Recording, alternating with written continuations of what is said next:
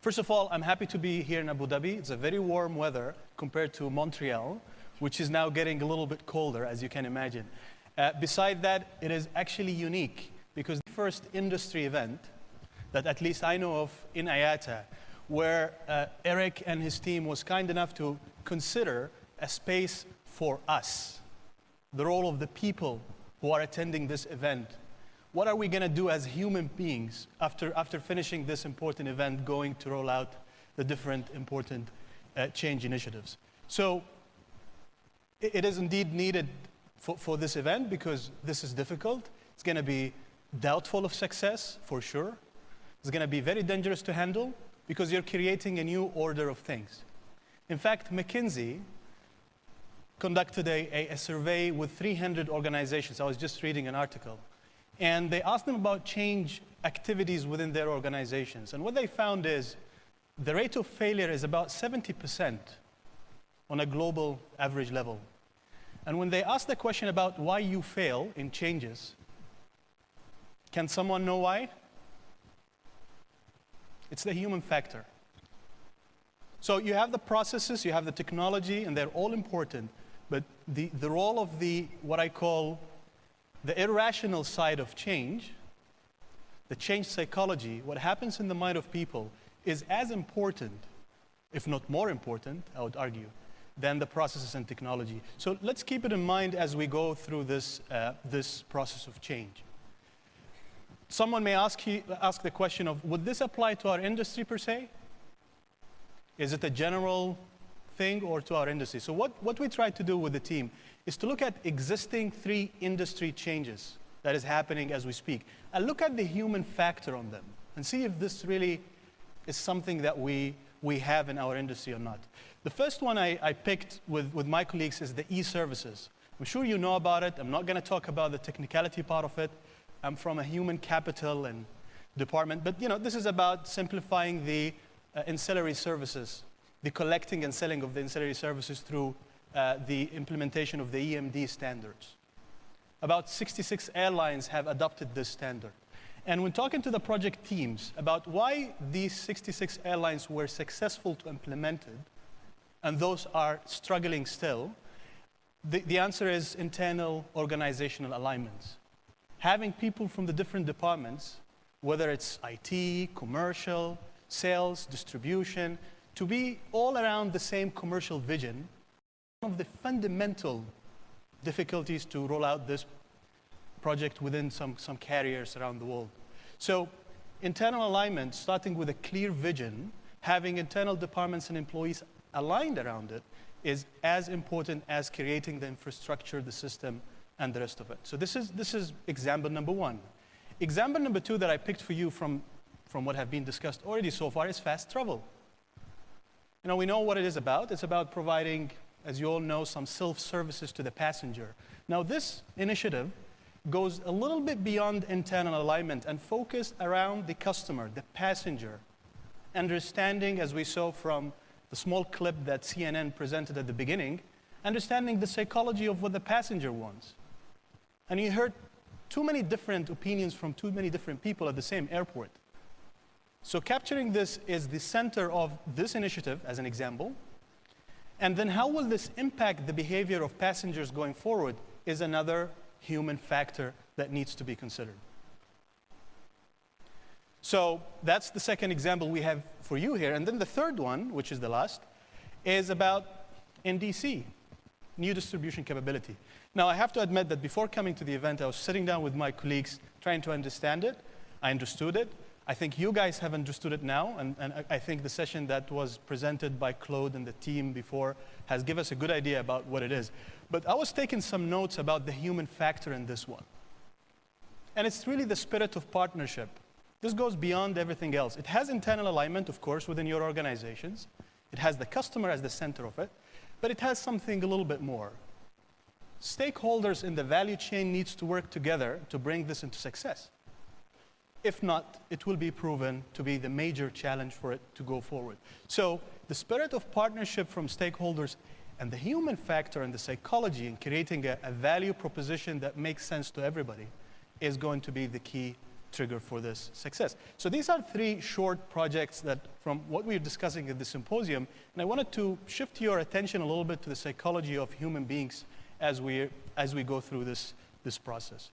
Now, as key takeaways of this presentation, I wanted to summarize what do I mean here.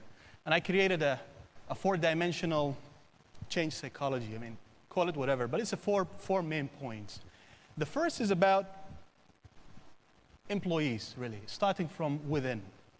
It's extremely important that everybody is around the same vision, clear sponsorship from the top, and driving things forward from within to outside. This is important. And with our partners from Harvard Business Publishing School in Boston, we did a little bit of an analysis on what is called the fear factor. You know, in every organization, when you start changing, there is immediately a resistance. There's a fear factor. And one of the ideas that they brought to our attention that can overcome the fear factor is learning and development, actually. Giving the people the possibility to be equipped with skills that can take them from where they are to the next level. So, an example, NDC. You know it today, tomorrow it will be even clearer. It's important that the people within your organization are well aware of what exactly the standard and how will this impact their organization. So that's something we did with them, and using technology nowadays, you can do it on the go, and Harvard Business School Publishing has done a lot in this area. The second part is customers. We've seen the CNN clip, beautiful by the way. That's how you capture your customer around everything you're trying to change. I've seen it, I mean, I'm gonna show you a small video clip, which was made by a US fast food company, so my colleagues here from the US would relate to this restaurant. But I met with the guy who made the clip in Toronto 2 weeks ago, and he explained to me that they made the clip to make sure that whatever new products or services they make for their customers is around understanding that every customer has a story. There is a psychology behind the interaction with their clients. I have to say that this is very relevant to passengers flying from different airports around the world. If only people can reconsider the way they interact with humans, understanding their cultural backgrounds, understanding their emotional connection, and try to be as human as possible in our daily services and products, beside the technology and everything else, that could be something interesting for our industry. Now, so if I go back to the slides, and I'm already in the third point, which is partnership. We spoke about the spirit of partnership, creating a good, winning value proposition that makes sense to everybody. And sometimes compromises are needed. And I think the World Presidency Symposium, one we are in today, is a good example, because you bring all stakeholders, they discuss, and sometimes agree and disagree. But that's the objective of bringing partners all in the same table.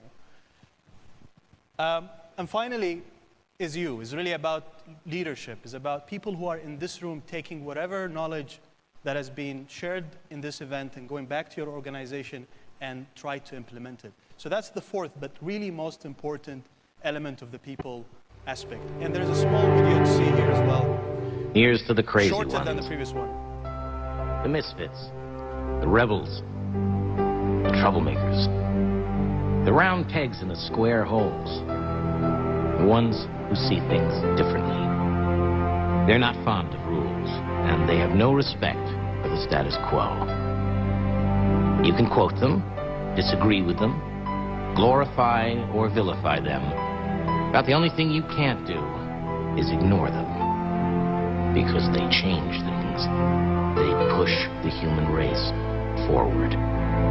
And while some may see them as the crazy ones, we see genius.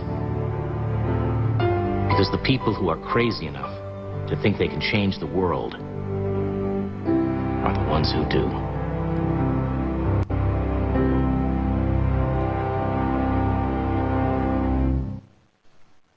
I think thinking different is the theme here. It's about innovation, as Eric has said at the beginning. So we play a big role in all of this. So that was the four-dimensional people factor in all of this. Now, if you look at the previous industry changes that has happened and try to apply this four-dimensional model, I actually found it applies. Remember the paper ticket, the e-ticketing program, which is now a reality? It was successful. And if you benchmark it against these points, Employees were engaged, trained. There was a big sponsorship from the CEO level for e-ticket to be implemented. They were trained at all different levels, whether commercial, IT, etc. If you look at the other point, which is customers, I mean, customers were in doubt about the e-ticket. I still remember they were asking a question about, so do you really want me to go to the airport without a ticket? Is this a reality?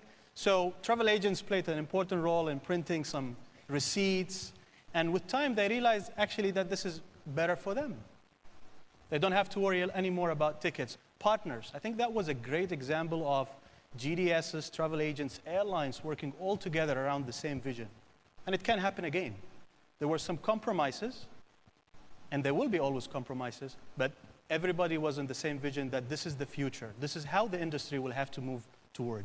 And finally, there were huge leadership from everybody in that program, and there were actually STB and electronic ticketing change agents and champions in every airlines. Some of you are in the room and remember that, to drive those changes going forward within your airline. So if you apply only one successful previous project to the 4-dimensional program, it actually works very well. With that, Yannick, I finished my presentation.